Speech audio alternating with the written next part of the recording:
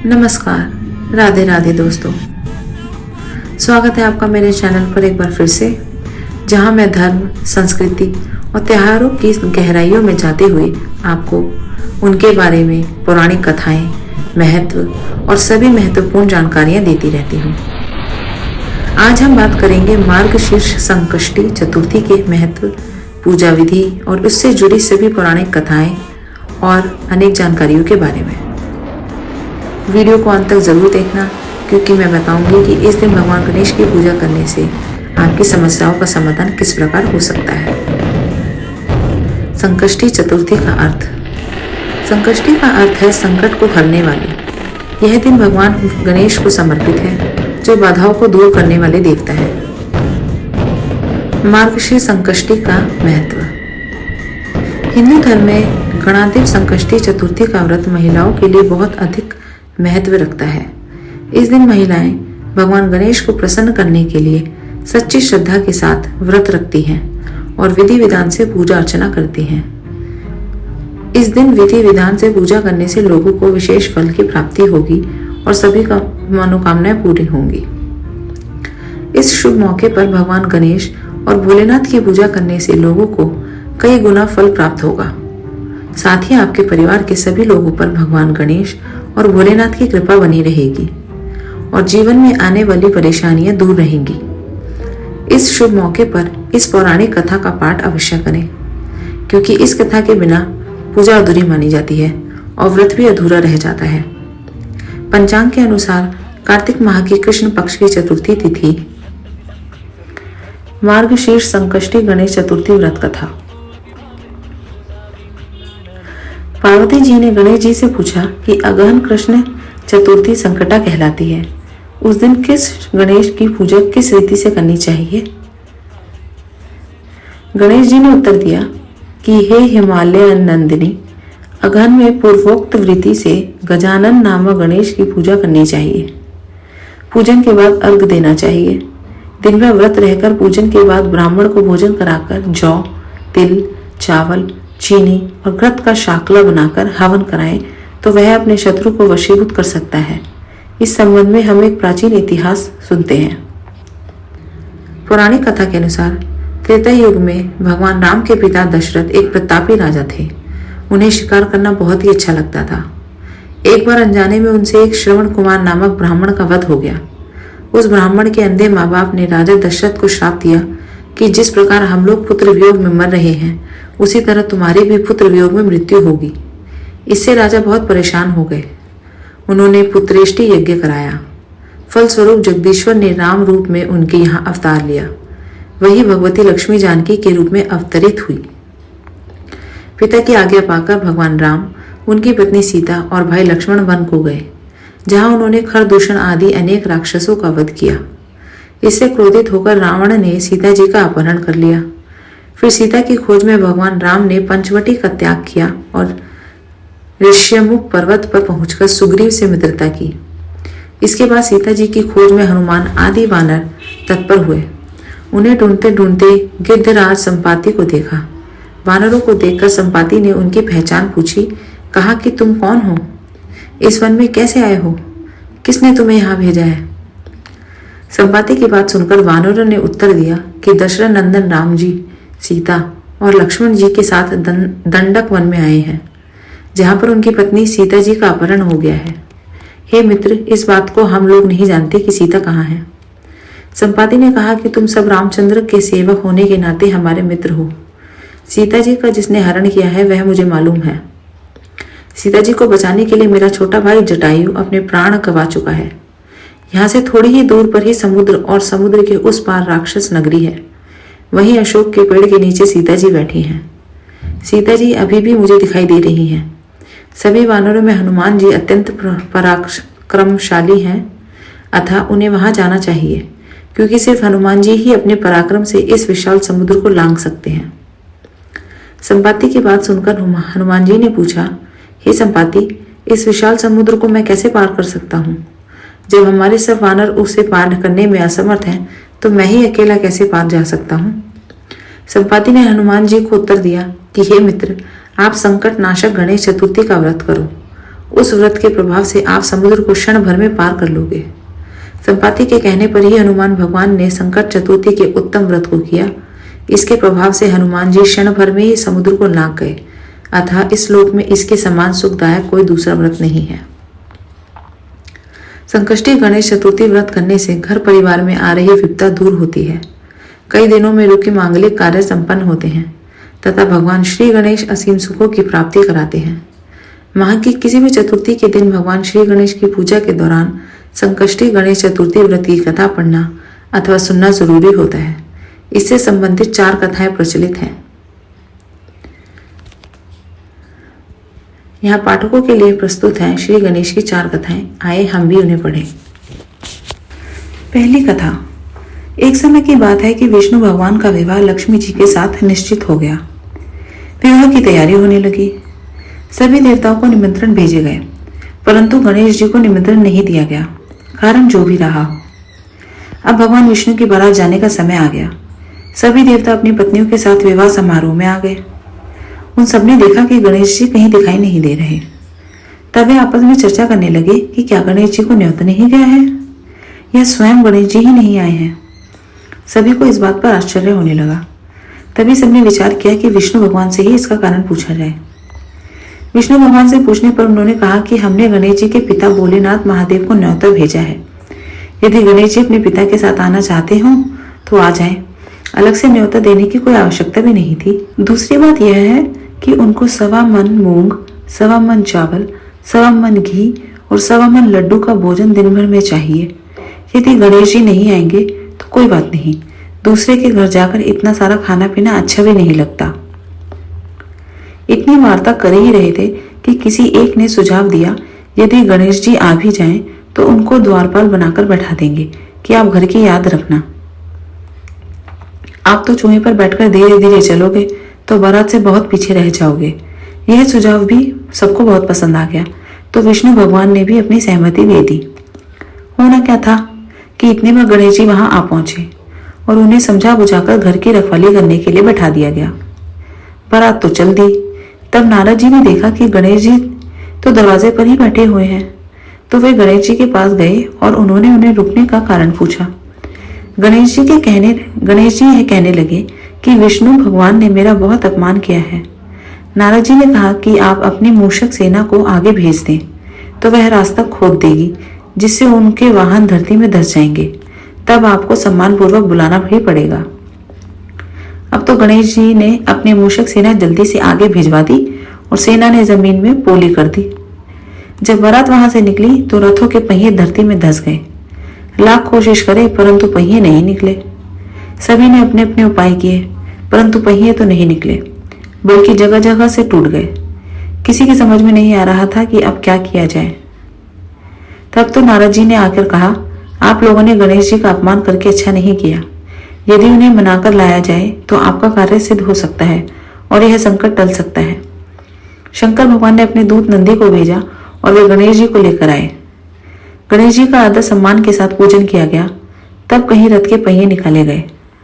अब रथ के पहिए निकल तो गए, परंतु वे टूट फूट तो गए थे, तो उन्हें सुधारे कौन। पास के खेत में खाती काम कर रहा था। उसे बुलाया गया।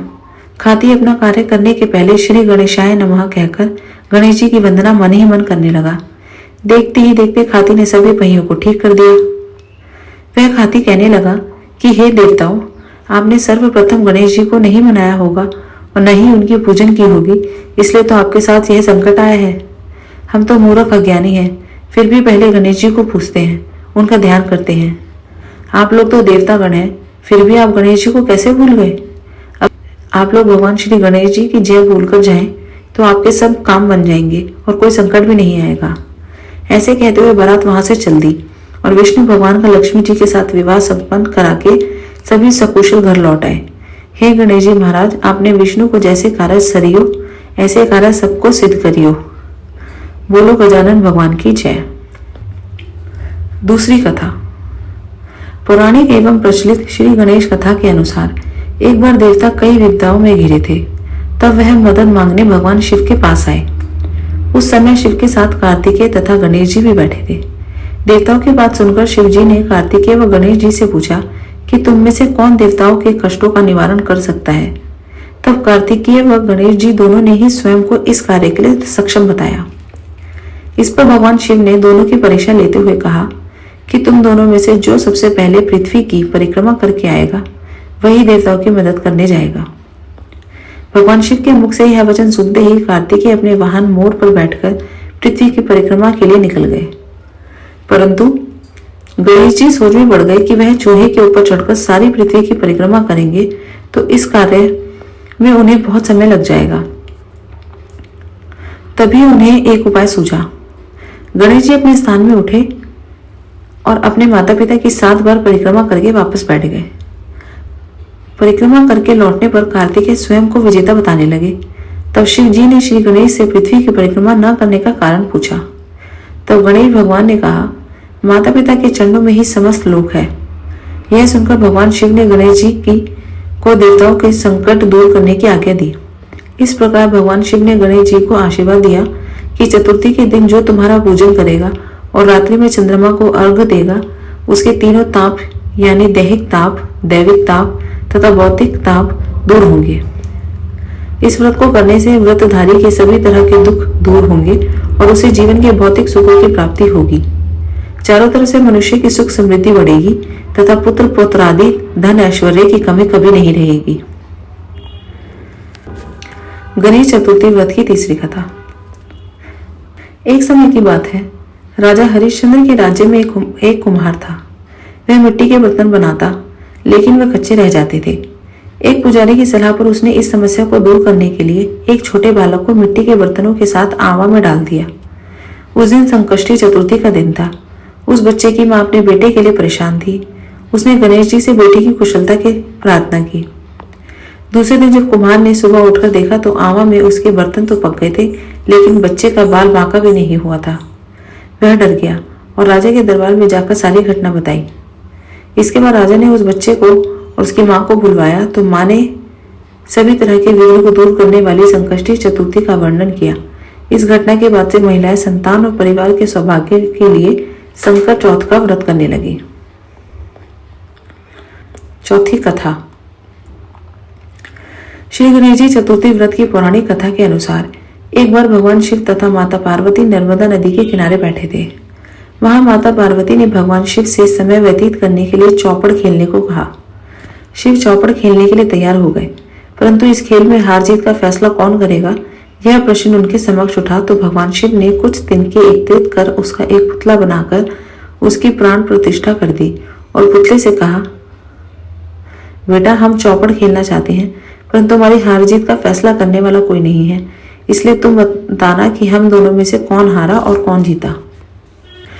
उसके बाद भगवान शिव और माता पार्वती का चौपड़ खेल शुरू हो गया। यह खेल 3 बार खेला गया और संयोग से तीनों बार माता पार्वती ही जीत गई। खेल समाप्त होने के बाद बालक से हार जीत का फैसला करने के लिए कहा गया तो उस बालक ने महादेव को विजयी बताया। यह सुनकर माता पार्वती क्रोधित हो गई और क्रोध में उन्होंने बालक को लंगड़ा होने, कीचड़ में पड़े रहने का श्राप दे दिया।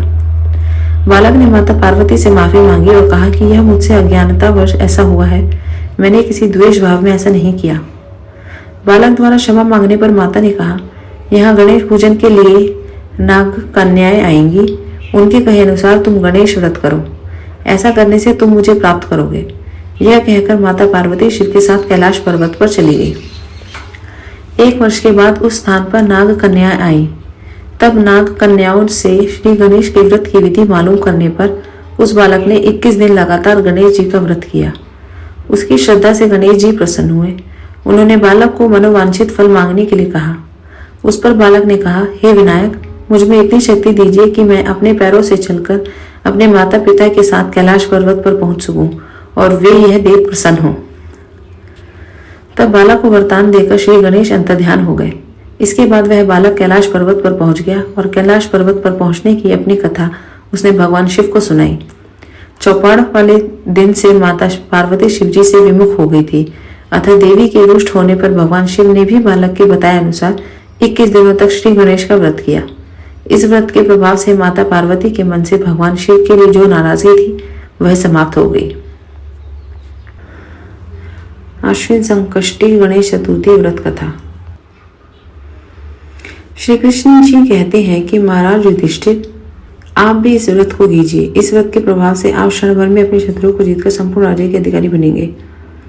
युधिष्ठिर ने भगवान से पूछा, हे कृष्ण जी, मैंने सुना है कि आश्विन कृष्ण चतुर्थी को संकटा चतुर्थी कहते हैं। हे जगदीश्वर, आप कृपा करके मुझे विस्तार पूर्वक इस कथा का श्रवण कराइए। श्री कृष्ण जी ने उत्तर में कहा कि प्राचीन काल में यही प्रश्न पार्वती जी ने गणेश जी से किया था कि हे देव, आश्विन मास में किस प्रकार गणेश जी की पूजा की जाती है, इसे करने से क्या फल मिलता है। यह सुनकर गणेश जी ने कहा, हे माता, सिद्धि की कामना रखने वाले व्यक्ति को चाहिए कि आश्विन मास में कृष्ण पक्ष की चतुर्थी की पूजा पूर्वोक्त विधि से करे। श्री कृष्ण बाणासुर कथा। आश्विन मास की संकष्टी चतुर्थी को श्री कृष्ण तथा बाणासुर की इस कथा के अनुसार एक समय की बात है। बाणासुर की कन्या उषा ने सुषुप्तावस्था में अनिरुद्ध का स्वप्न देखा। अनिरुद्ध के विरह से वह इतनी अभिलाषा हो गई कि उसके चित्त को किसी भी प्रकार से शांति नहीं मिल रही थी। उसने अपनी सहेली चित्रलेखा से त्रिभुवन के संपूर्ण प्राणियों के चित्र बनवाए। जब चित्र में अनिरुद्ध को देखा तो कहा, मैंने इस व्यक्ति को स्वप्न में देखा था, इसी के साथ मेरा पाणी ग्रहण भी हुआ था। हे सखी, यह व्यक्ति जहाँ कहीं भी मिल सके ढूंढ लाओ, अन्यथा इसके वियोग में मैंने अपने प्राण छोड़ देने हैं। अपनी सखी की बात सुनकर चित्रलेखा अनेक स्थानों में खोज करती हुई द्वारकापुरी में आ पहुंची। चित्रलेखा राक्षसी माया जानती थी। उसने वहां अनिरुद्ध को पहचान कर उसने उसका अपहरण कर लिया और रात्रि में पलंग सहित अनिरुद्ध को उठाकर वह गोधूली वेला में बाणासुर की नगरी में प्रविष्ट हुई। इधर प्रद्युम्न को पुत्र शोक के कारण असाध्य रोग से ग्रसित होना पड़ा। अपने पुत्र प्रद्युम्न एवं पौत्र अनिरुद्ध की घटना से कृष्ण जी भी व्याकुल हो उठे। रुक्मिणी भी पौत्र के दुख से दुखी होकर बिलखने लगी और खिन्न मन से कृष्ण जी से कहने लगी, हे नाथ, हमारे प्रिय पौत्र का किसने हरण कर लिया, अथवा वह अपनी इच्छा से ही कहीं गया हो। मैं आपके सामने शोकाकुल हो अपने प्राण छोड़ दूंगी। रुक्मिणी की ऐसी बात सुनकर श्री कृष्ण जी यादवों की सभी सभा में उपस्थित हुए। वहां उन्होंने परम तेजस्वी लोमेश ऋषि के दर्शन किए। उन्हें प्रणाम कर श्री कृष्ण ने सारी घटना कह सुनाई। श्री कृष्ण ने लोमेश ऋषि से पूछा कि हे मुनिवर, हमारे पौत्र को कौन ले गया? वह कहीं स्वयं तो नहीं चला गया है? हमारे बुद्धिमान पौत्र का किसने अपहरण कर लिया, यह बात मैं नहीं जानता हूँ। उसकी माता पुत्र वियोग के कारण बहुत दुखी है। कृष्ण जी की बात सुनकर लोमश मुनि ने कहा, हे कृष्ण, बाणासुर की कन्या उषा की सहेली चित्रलेखा ने आपके पौत्र का अपहरण किया है और उसे बाणासुर के महल में छिपा के रखा है। यह बात नारद जी ने बताई है। आप अश्विन मास के कृष्ण पक्ष की चतुर्थी संकटा का अनुष्ठान कीजिए। इस व्रत के करने से आपका पौत्र अवश्य ही आ जाएगा। ऐसा सुनकर मुनिवर वन में चले गए। श्री कृष्ण जी ने लोमश ऋषि के कथन अनुसार व्रत किया और इस व्रत के प्रभाव से उन्होंने अपने शत्रु बाणासुर को पराजित कर दिया। यद्यपि उस भीषण युद्ध में शिवजी ने भी बाणासुर की बड़ी रक्षा की, फिर भी वह परास्त हो गया। भगवान कृष्ण ने कुपित होकर बाणासुर की सहस्त्र भुजाओं को काट डाला। ऐसी सफलता का कारण व्रत का प्रभाव ही था। श्री गणेश जी को प्रसन्न करने तथा संपूर्ण विघ्न को हरने के लिए इस व्रत के समान कोई दूसरा व्रत नहीं है। श्री कृष्ण ने कहा, हे राजन, संपूर्ण विपत्तियों के विनाश के लिए मनुष्य को इस व्रत को अवश्य ही करना चाहिए। इसके प्रभाव से आप शत्रुओं पर विजय प्राप्त करेंगे एवं राज्य अधिकारी होंगे। इस व्रत की महिमा का वर्णन बड़े बड़े विद्वान भी नहीं कर सकते। हे कुंती पुत्र, मैंने इसका अनुभव स्वयं किया है। यह मैं आपसे सत्य कह रहा हूँ। आप भी इस व्रत को कीजिए। इसके प्रभाव से आप क्षण भर में अपने शत्रुओं को जीतकर संपूर्ण राज्य के अधिकारी बनेंगे। भगवान कृष्ण का वचन सुनकर युधिष्ठिर ने गणेश चतुर्थी का व्रत किया। इस व्रत के प्रभाव से वे अपने शत्रुओं को जीतकर राज्य के अधिकारी बन गए। संकट चतुर्थी व्रत विधि। प्रत्येक महाकृष्ण पक्ष 4 के दिन संकट चतुर्थी तथा चौथ माता का व्रत किया जाता है। दिन भर निराहार उपवास किया जाता है। चंद्रोदय होने पर अर्घ्य देकर तथा गणेश जी एवं चौथ माता की पूजा करके लड्डू का भोग लगाकर भोजन करते हैं। वैशाख कृष्ण 4 से ही चौथ माता का व्रत आरंभ करते हैं। सबसे पहले स्नान करें और साफ सुथरे कपड़े पहने। पूजन सामग्री में गणेश प्रतिमा, दूर्वा, फूल, नारियल, मोदक, दीपक, अगरबत्ती, रोली और चावल आदि इत्यादि लें। पूजन प्रक्रिया भगवान गणेश का आवाहन करें। गणपति अथर्व शीर्ष या गणेश चालीसा का पाठ करें। व्रत का पालन। इस दिन व्रत रखने से विशेष फल मिलता है। व्रत को चंद्र दर्शन के बाद तोड़ा जाता है। संकष्टी चतुर्थी के दिन अवश्य सुने गणेश जी और चंद्रदेव की यह कथा। गणेश जी ने चंद्रमा को क्यों दिया था श्राप, जिससे चंद्रदेव ने खो दी थी अपनी चांदनी? चलिए जानते हैं। प्रथम पूज्य श्री गणेश जी महाराज का रूप सबसे अलग होने के बावजूद भी सबको भाता है। गज का मुख, छोटा कद, मोटा पेट और उस पर चूहे की सवारी। विघ्नहर्ता मंगलकर्ता कहे जाने वाले गणेश जी हमेशा अपने भक्तों का हित ही करते हैं। क्या आपको पता है कि इतने सीधे सरल दिखने वाले गणेश जी का क्रोध अपने पिता की ही भांति अत्यंत तीव्र है? अगर नहीं तो आइए आज हम जानते हैं वह कथा जब चंद्रमा को हो गए थे गणेश जी के क्रोध का शिकार। पंडित इंद्रमणि घनश्याल से जानते हैं कि गणेश जी ने चंद्रमा को श्राप क्यों दिया था। पौराणिक कथाओं के अनुसार बात उस समय की है जब श्री गणेश कुबेर का अभिमान नष्ट कर उसके घर से कैलाश की ओर लौट रहे थे। रात्रि हो चुकी थी और चंद्रमा की रोशनी से कैलाश चमक रहा था। तभी मूषक के सामने से एक सर्प गुजरा, जिसके भय से मूषक उछला और उस पर विराजमान गणेश जी अपने संतुलन खो बैठे और नीचे गिर गए। यह देख चंद्रमा ने उनका मजाक उड़ाया तो वे उठकर खड़े हुए और इधर उधर देखने लगे कि कहीं किसी ने मुझे गिरते हुए तो नहीं देखा है। यह देख वह संतुष्ट हो गए कि किसी ने उन्हें गिरते नहीं देखा। तभी उन्हें किसी व्यक्ति की जोर जोर से हंसने की आवाज सुनाई दी, परंतु इधर उधर तो दूर दूर तक कोई नहीं था। तभी उन्होंने ऊपर की तरफ देखा तो आसमान में चंद्रमा को उनके ऊपर हंसते हुए पाया। यह देख गणेश जी को बहुत शर्म आई। तभी उन्हें याद आया कि चंद्रमा उनकी सहायता करने की बजाय उनका उपहास कर रहा है, तो वे अत्यंत क्रोधित हो उठे और बोले, अभिमानी चंद्रमा, तुम मेरी लाचारी पर हंस रहे हो। यह तुम्हें कदापि शोभा नहीं देता। किसी की परेशानी का उपहास करना देवताओं नहीं अपितु दैत्यों का कार्य है। मैं तुम्हें श्राप देता हूं कि तुम्हें जिस चांदनी का गुरूर है, आज के बाद तुम उसे खो दोगे। गणेश जी के मुख से श्राप निकलते ही वह हकीकत में बदल गया और संपूर्ण आकाश में अंधकार छा गया। यह देख चंद्रमा गणेश जी की शरणागत होकर बोले, हे दुखहर्ता, मुझसे बहुत ही बड़ी भूल हो गई जो मैंने अभिमानवश आपका परिहास किया। अगर मेरी चांदनी ही चली जाएगी तो मेरा वजूद ही खत्म हो जाएगा।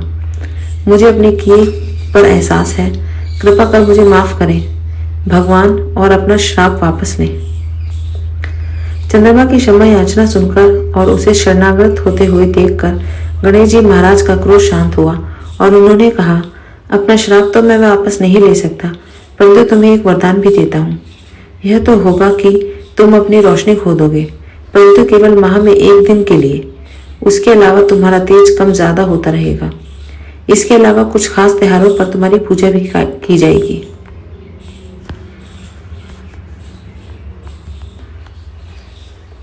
संकष्टी चतुर्थी के लाभ। भगवान गणेश की पूजा करने से मानसिक शांति और जीवन में बाधाओं का अंत होता है। संतान प्राप्ति और स्वास्थ्य लाभ के लिए इस दिन का महत्व बहुत ही जरूरी है। कहते हैं जो भक्त इस दिन सच्चे मन से व्रत करता है उसकी सभी मनोकामनाएं पूरी होती हैं। आपको यह जानकारी कैसी लगी? क्या आप मार्गशीर्ष संकष्टी चतुर्थी का व्रत रखते हैं? अपने अनुभव कमेंट में जरूर बताएं।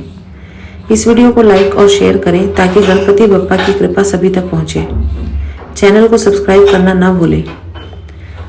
अगली बार फिर मिलती हूँ आपसे एक नए विषय पर। गणपति बप्पा मोरिया। अपना ध्यान रखें। धन्यवाद।